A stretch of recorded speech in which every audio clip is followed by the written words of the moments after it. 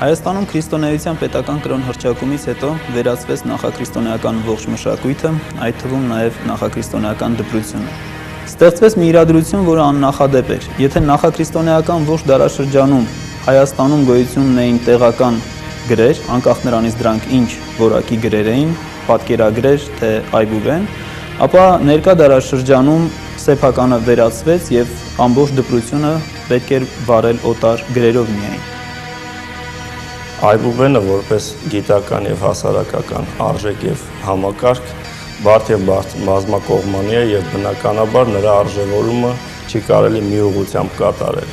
Որպես պատմական արժեք երևի թե մեզ հայերիս համար առաջին հերթին նրա դերը եղել է միասնականությունը եւ լեզվի պահպանությունը։ Եվ բնական է, որովհետեւ պետական լեզու լինելու համար անհրաժեշտ է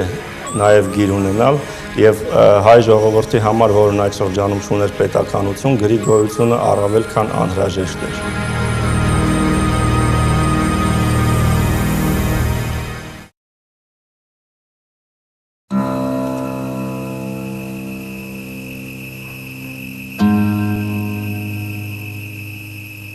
Վիճակը ել ավելի բարդացավ 387 թվականից հետո, երբ Հայաստանը բաժանվեց երկու մասի։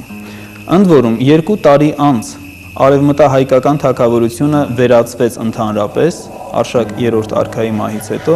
եւ մնաց միայն արևելահայկական թագավորությունը Պարսկաստանի գերիշխանության ներքո, որն ըստ էության կիսանկախ թագավորություն էր։ Հայտնի են դեպքեր, երբ Պարսից թագավորը ուղակի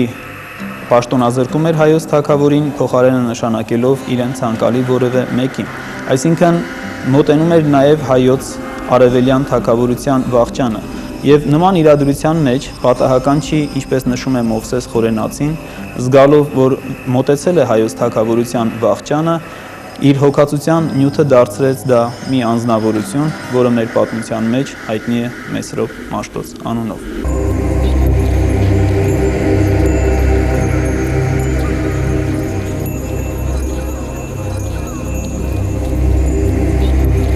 Մեսրոպ Մաշտոցի կողմից նոր գրերի ստեղծումը ոչ միայն զուտ մշակութային, այլև մեծապես քաղաքական եւ ազգային նշանակություն ունեցող քայլ էր։ Հասկանալիորեն կիսված մասնատված թագավորությունը, որի անկումը զգալի էր, կարիք ուներ միավորող շատ կարևոր մի գործոնի, որը դարձավ եւ դպրությունը։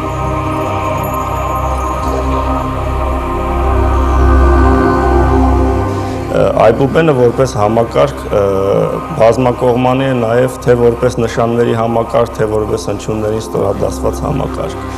Մեր ժամանակակից տեխնիկայի թերևս ամեն ինչը հեռուստացույցից մինչև համակարգիչ հիմնված են գրավոր խոսքի վրա։ Գրավոր խոսքը անկախ ամեն ինչից նաև տեղեկատվության փոխանցման հիմք էր ժամանակի եւ տարածության մեջ։ Եթե չլիներ գրավոր խոսք, մեզ չէին հասնի այն բազմաթիվ աղբյուրները, որոնք եկել են դարերի խորքից եւ շարունակում են գնալ նաև դարերի ճանապարհով։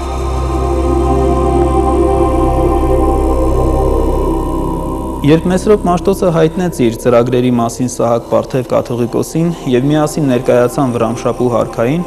Վրամշապուհը նրանց պատմեց, որ տեղյակ է հարավային Հայաստանում եւ հյուսիսային Միջագետքում գոյություն ունեցող վաղնջուց գտնված հայկական գրերի մասին։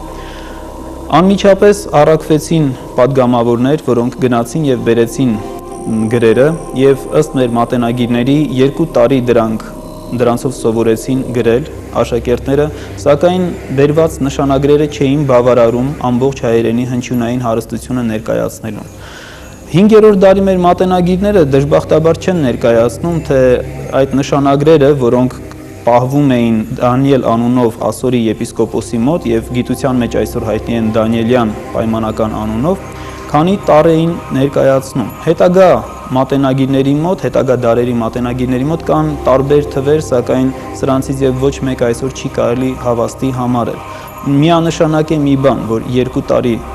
ուսուցանելուց հետո Մաշտոցը, Սահակ Պարթևը համոզվեցին, որ դրանք չեն գոհացնում հայոց լեզվի հնչյունական ողջ պահանջներին։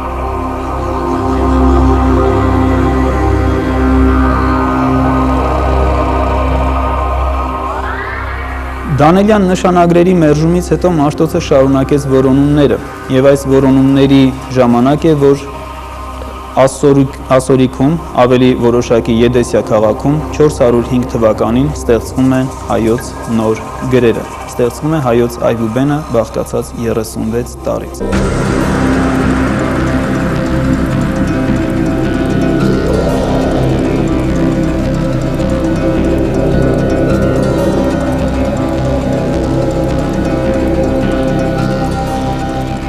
Մաշտոցյան այբուբենը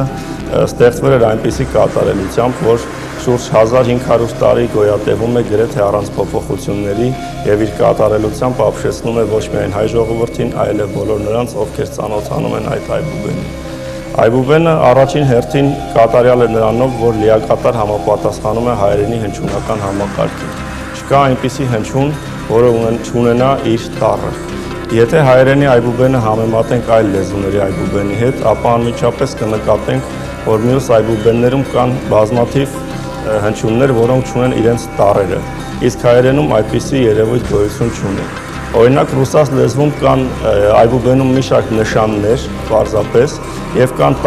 հնչյուններ, որոնք չունեն իրենց տառերը, ձվեր բառը, ձյաձյա բառը, որոնք արտասանվում են ձ-ով, սակայն ձ հնչյունի տառ չունենալու պատճառով գրվում են դ տառով։ Կա ծյոցյա բառը, որը գրվում է տ տառով, այսինքն երբ չկա հնչյունը, դրա համար ստեղծվում է նոր կանոն եւ դրա համար օգտագործվում է այլ տառ։ Դա այբուբենի փոքր-ինչ անկատար լինելու հետևանք է։ Հնարավոր է օրինակ, որ չլինի տառը եւ մի քանի տառերի համակցությամբ գրվի որևէ հնչյուն։ Օրինակ անգլերենում շ եւ չ հնչյունները, քանի որ չունեն իրենց համապատասխան տառը, գրվում են երկու տառերով։ Այդ երևույթը եւ տեղի խնայողության առումով եւ լեզվական առումով բացասական է որպես այբուբենի հատկանիշ։ Մաշտոցյան այբուբենի այդպիսի հատկանիշների կատարելությունն էր, որ նրան պահել է մինչեւ այսօր գրեթե անփոփոխ։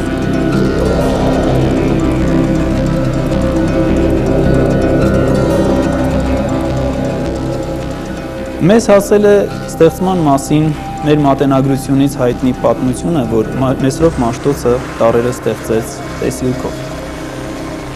Դարերի ընթացքում սա ընդունվել է որպես սրբազան պատմություն եւ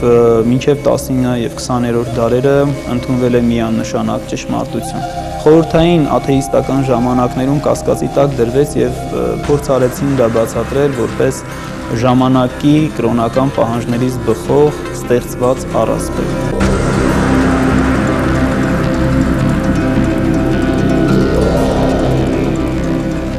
Մի կողմ թողնելով բոլոր կանխակալ մոտեցումները, անկախ հավատացյալ կամ աթեիստ լինելուն, պետք է փաստենք, որ պատմության մեջ հայտնի են բազմաթիվ համանման դեպքեր, երբ մեծ հայտնագործությունները կատարվում էին տեսիլքի ձևով, տեսիլքի միջոցով։ Հեռու չգնալու համար միայն բերենք մեկ օրինակ, 10-րդ դարում Մենդելեևը հայտնագործեց քիմիական տարրերի պարբերականության աղյուսակը ճիշտ նույնպես ինչպես որ ժամանակին ստեղծել էր մեր այբուբենը Մեսրոպ Մաշտոցը։ Չափազանց հետաքրքիր է նրա